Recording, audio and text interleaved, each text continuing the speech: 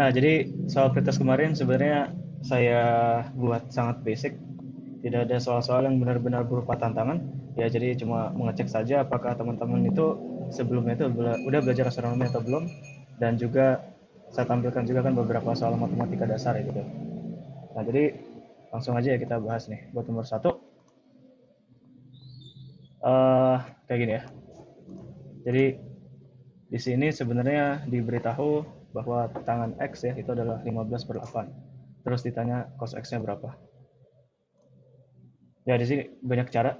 Bisa kalian gambar segitiga, habis itu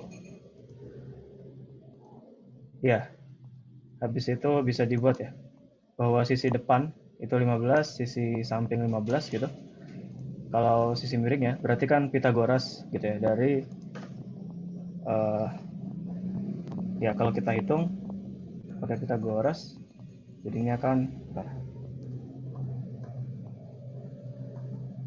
ya 15 kuadrat ditambah 8 kuadrat ya 225 ditambah 64 jadi 289 itu adalah 17 kuadrat gitu.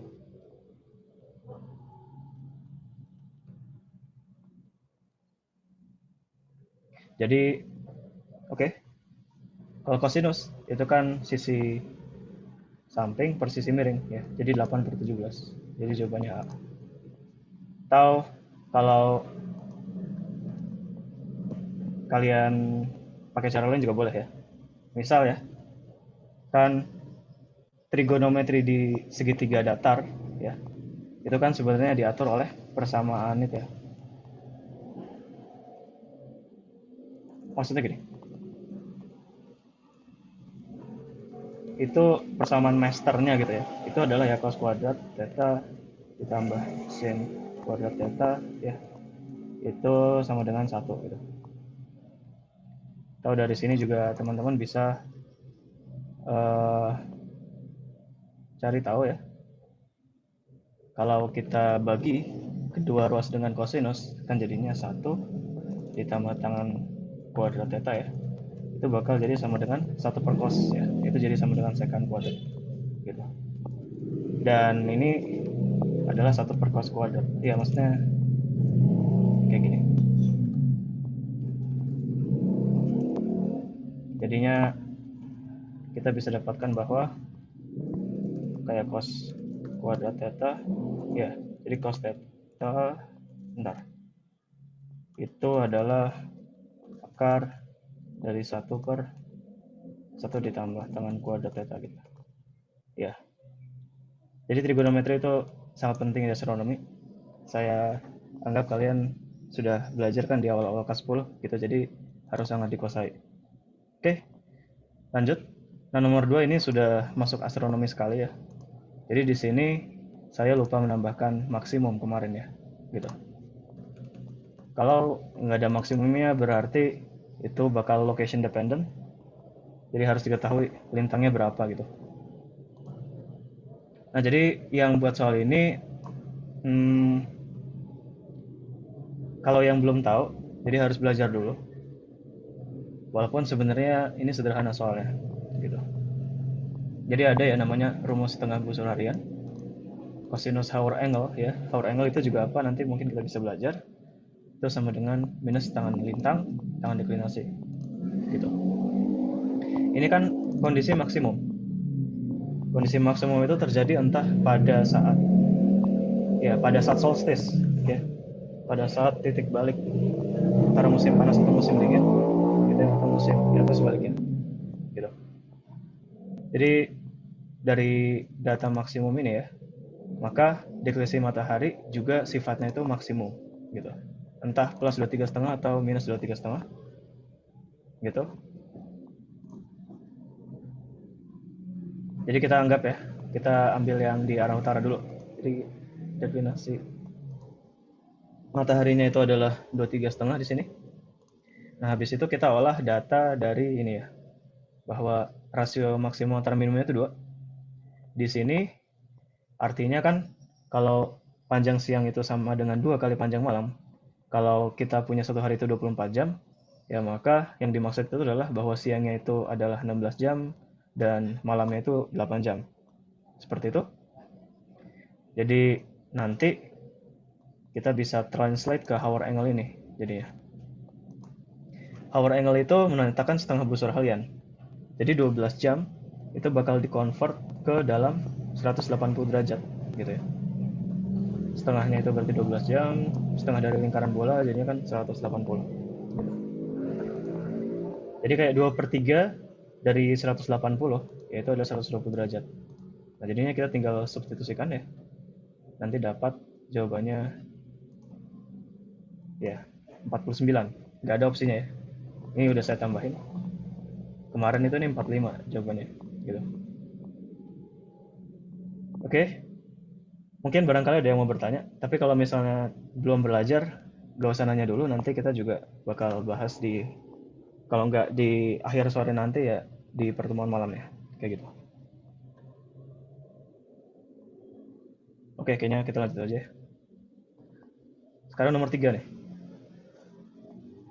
Jadi nomor 2 kebanyakan salah, dan tapi ada beberapa di antara kalian yang benar gitu. Nomor 1 benar semua, bagus ya. Jadi sudah memahami trigonometri dasar dengan baik. Oke, lanjut. Nah, habis ini ada ya. Sebuah asteroid itu dia mati mengelilingi matahari dengan orbit setengah sumbu panjang 3 satuan astronomi dan eksentrisitasnya setengah gitu. Nah, ditanya kecepatan orbit maksimum gitu. Nah, jadi di sini saya ingin mengecek mekanika benda langit kalian, terutama tentang orbit elips sama kecepatan orbit gitu.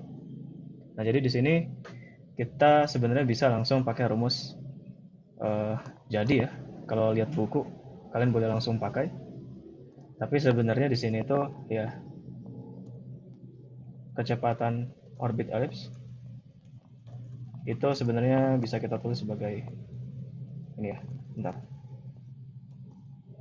Jadi GM per setengah sumbu panjang 2/R min 1/R gitu ya. Jadi nanti kita bisa substitusikan, nanti dapat ekspresinya seperti ini dan tinggal substitusi gitu. Nah, ada juga teman-teman yang jawab 10 km per detik ya, atau mungkin 17 km per detik. Itu ada yang sebenarnya mengabaikan ada faktor setengahnya di sini gitu. Jadi memang saya kadang-kadang selipin jawaban yang jebakan gitu.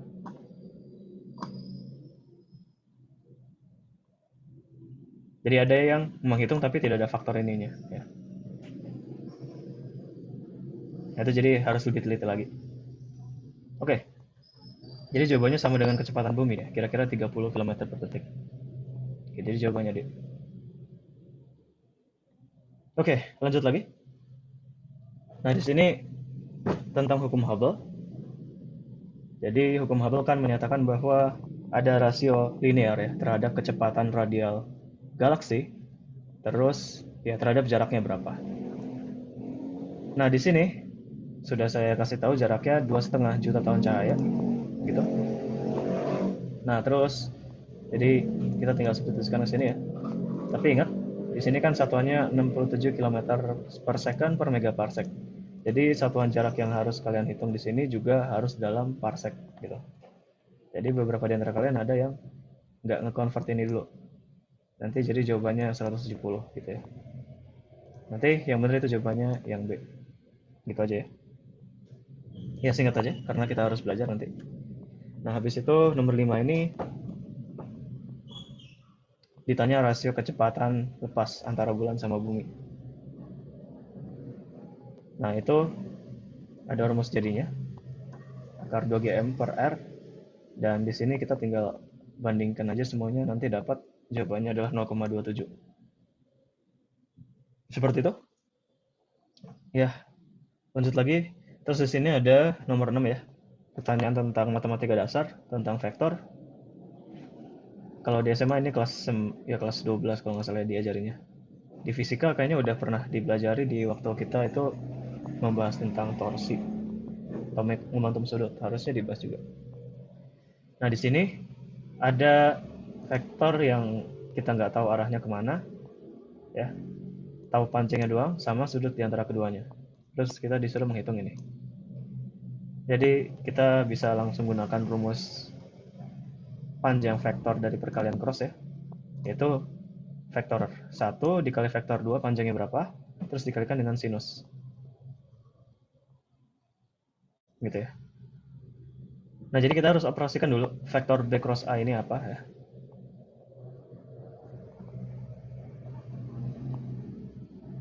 Nah, vektor B cross A ini hasilnya ya, panjangnya itu adalah ini.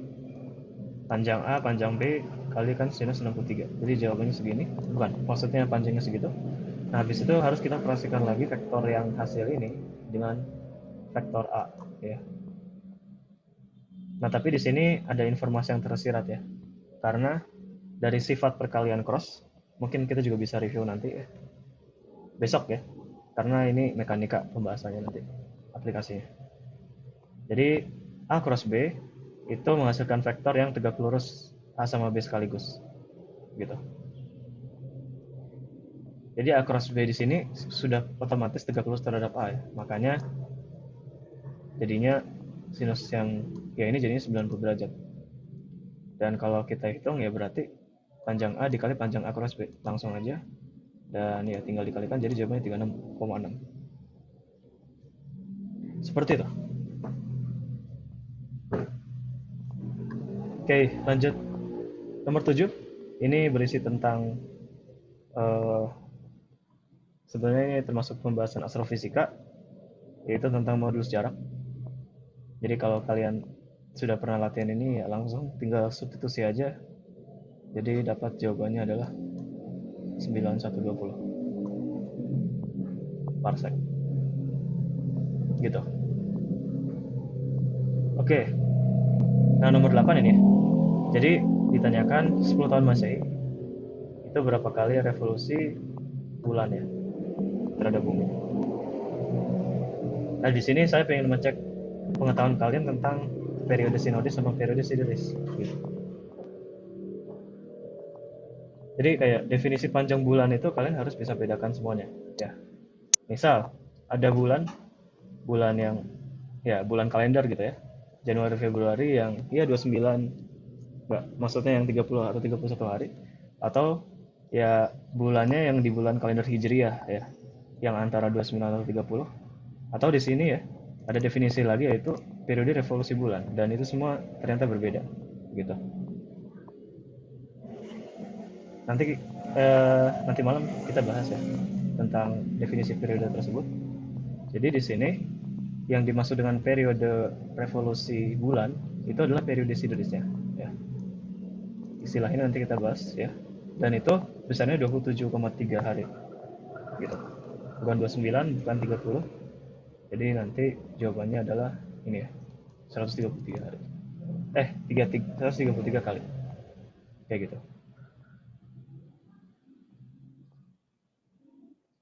Oke, lanjut.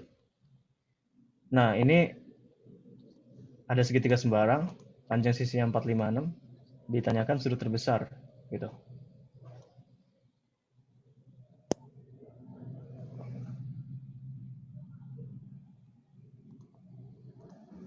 Nah, di sini kita sebenarnya bisa pakai aturan kosinus ya, segitiga datar. Jadi kan A kuadrat gitu ya, sama dengan B kuadrat ditambah C kuadrat dikurangin 2AB cos sudut diantara ya cos sudut yang di situ. Kayak gini misalnya. Nah, sudut yang maksimum itu berseberangan dengan sisi yang maksimum, yang paling panjang gitu. Jadi ini yang sisi yang dihadapinya, ini dua sisi lainnya ya. Dapat jawabannya itu 82 ya. Gitu. Derajat. Seperti itu. Oke, lanjut. Nomor 10 ini tentang fisika bintang, evolusi bintang. Jadi ditanyakan sebenarnya matahari itu bisa mensintesis unsur sampai mana gitu ya. Helium udah ada ya. Helium dari awal udah ada di bintang manapun. Sebenarnya ini semua itu ada di bintang. Tapi itu berasal dari hasil yang sudah ada sebelumnya pas pembentukan bintang. Sedangkan bintang itu yang bisa mampu sampai besi ya, merupakan unsur yang paling stabil, itu cuma bintang yang bermasa besar. Mungkin bermasa kayak lebih dari 8 atau lebih dari 10 masa matahari. Kayak gitu. Kalau di buku sakti cuma sampai karbon.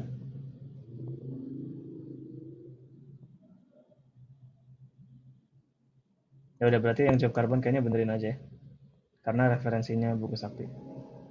Tapi sebenarnya kalau matahari itu bisa ya melakukan fusi sampai oksigen. Jadi ada triple alpha prosesnya itu bisa sampai oksigen gitu. Kan karbon itu 6 ya nomor atomnya. Oksigen 8. Jadi masih bisa.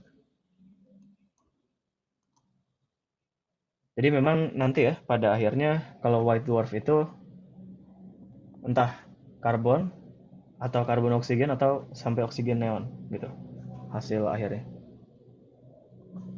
Kira-kira seperti itu. Oke lanjut.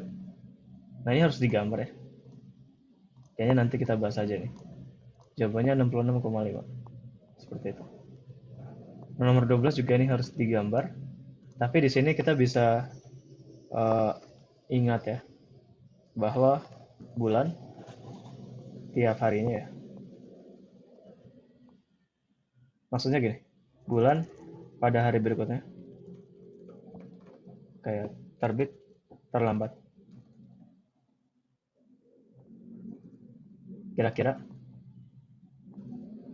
kira-kira itu 1 jam ya, gitu.